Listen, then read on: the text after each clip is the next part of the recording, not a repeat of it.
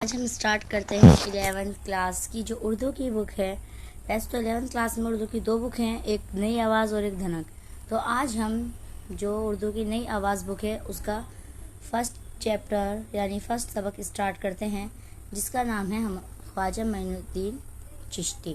تو آج ہم خواجہ معین الدین چشتی اس سبق میں دیکھتے ہیں کہ اس سبق میں کیا کیا دکھایا گیا ہے. تو اس سبق میں ہم پڑھیں گے خواجہ معین الدین چشتی کے بارے میں. ہندوستان ایک عظیم ملک ہے. عظیم کا مطلب ہوتا ہے بڑا, کہ ہندوستان ایک بڑا ملک ہے. اس کی گنگی جمنی تہذیب کو دنیا میں قدر کی نگاہ سے دیکھا جاتا ہے. ہر مذہب کے ماننے والے یہاں صدیوں سے مل جل کر رہتے آئے ہیں. مذہب, تہذیب اور زبان کے فرق کے باوجود بھی لوگ ہندوستانی ہونے پر فخر محسوس کرتے ہیں. مذہب کہا جاتا ہے دھرم کو اور فخر کہا جاتا ہے گرو کو. فخر کا میننگ ہوتا ہے گرو.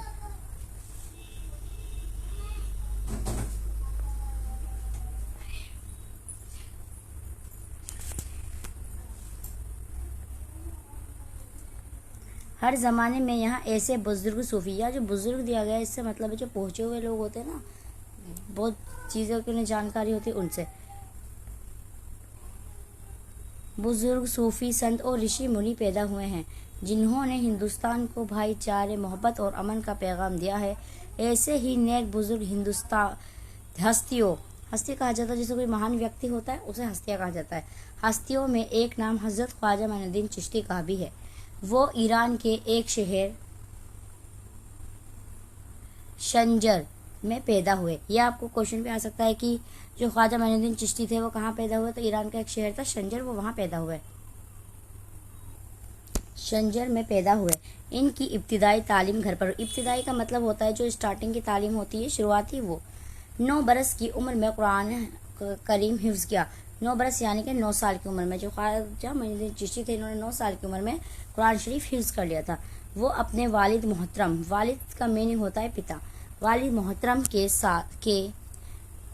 ہمراہ سنجر سے ہجرت کرنے کے خراسان آ گئے. اپنے والد کے ساتھ جو معین الدین چشتی تھے وہ سنجر سے ہجرت کرنے کے لیے کہاں ہے, خراسان آ گئے. خراسان ایک جگہ کا نام ہے. اچانک ان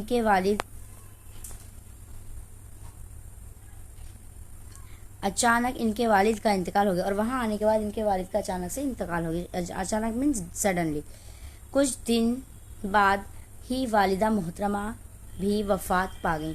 وفات مینس بھی ہوتا ہے انتقال ہونا, مطلب کہ مر جانا, اور جو یہ تھا کہ انتقال ہونا مینس بھی ہوتا ہے مر جانا, کہ مر گئے. ان کے جو والد صاحب تھے وہ بھی ختم ہو گئے, اور جو ان کی ماتا تھیں, جو ممی تھی, وہ بھی ختم ہو گئی, پا گئی. خواجہ صاحب نے مزید تعلیم حاصل کی. مزید مطلب بہت تعلیم حاصل کی. خواجہ صاحب نے مزید تعلیم حاصل کرنے کے لیے دور دراز کے سفر کیے, یعنی انہوں نے جو تعلیم حاصل کی وہ دور دور جا کر تعلیم حاصل کی. علامہ کہا جاتا ہے جسے علم ہوتا ہے. علامہ اور بزرگوں کو فیض حاصل کیا. 30 سال تک علم حاصل کرنے میں مصروف رہے, یعنی انہوں نے 30 سال تک علم حاصل کیا. 30 سال تک انہوں نے جو پڑھ رہے تھے وہ پڑھائی کری انہوں نے. اور شہر شہر گھومتے ہوئے وہ شہر ہرون پہنچے. بعد میں کہاں پہنچے, ہرون پہنچے. یہاں ان کی ملاقات حضرت خواجہ عثمان سے ہوئی. جب یہ ہرون پہنچے تو ان کی ایک ملاقات ہوئی. ان کی ملاقات خواجہ عثمان سے, حضرت خواجہ عثمان سے ہوئی. کس کی ملاقات ہوئی, تو معین الدین چشتی کی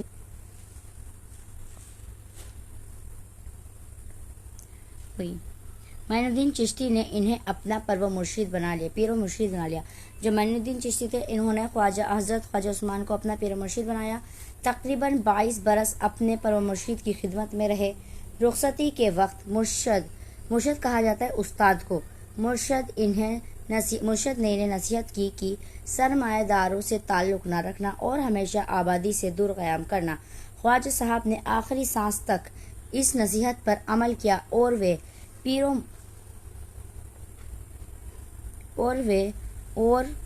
پیر و مرشد سے رخصت ہو کر مکے مکر اور مدینہ منور تشریف لے گئے. مدینہ شریف میں انہیں بشارت ہوئی. بشارت ہوتا ہے جو غیبی مطلب آتا ہے کہ آپ کو یہ کرنا چاہیے, اس طرح سے بشارت ہوئی. ہندوستان جا کر دین کی تبلیغ کرو اور بھٹکے ہوئے لوگوں کو راہ دکھاؤ. تبلیغ کا دین کی تبلیغ کا میننگ ہوتا ہے کہ جو دین کی باتیں بتانے والے ہوتے ہیں کہ دین کی باتیں بتائیے، اور جو بھٹکے ہوئے لوگ ہوتے ہیں جیسے غلط راستوں پہ چلنے لگتے ہیں، اپنی دین کی چیزوں پہ نہیں چلتے، تو انہیں دین کے راستے پہ چلائیے۔ یہ حکم ملتے ہی وہ بغداد، حامان، اصفہان، ہرات، سبزرار اور ملتان ہوتے ہوئے لاہور پہنچے۔ وہاں کچھ دن حضرت خواجہ داتا گنخز بخش کے مزار پر قیام کے بعد دہلی آ گئے۔ اس کے بعد کچھ دن بعد انہوں نے وہاں قیام کیا اور اس کے بعد دہلی آ گئے، اور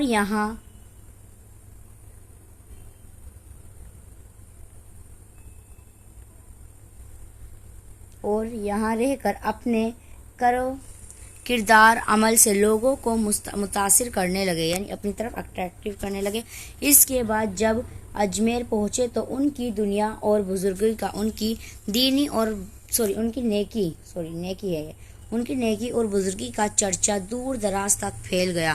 انہوں نے بھٹکے ہوئے لوگوں کو حق و انصاف، برابری، انسانیت اور محبت کا درس دیا۔ ان کی تعلیمیت نے دکھی انسانوں کے دلوں کو موہ لیا، مطلب کہ اپنی طرف کر لیا۔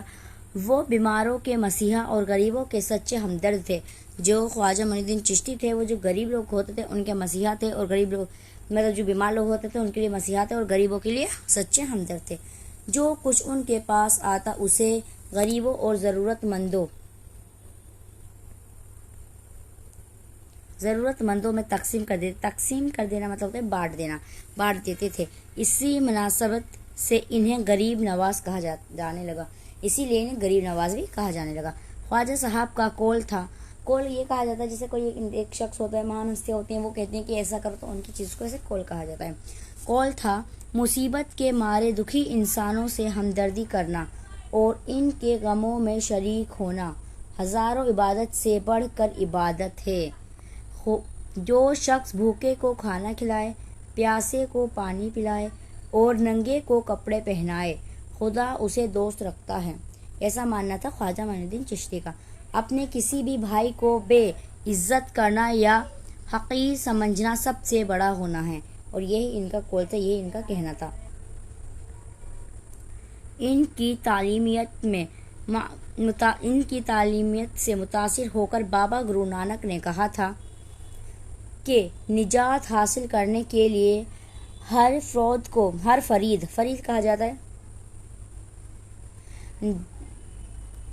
جو اسٹوڈنٹ ہوتا ہے کلاس میں، فرید کو ان کی تعلیمیت کے بغیر مطالعہ اور عمل کی ضرورت ہے۔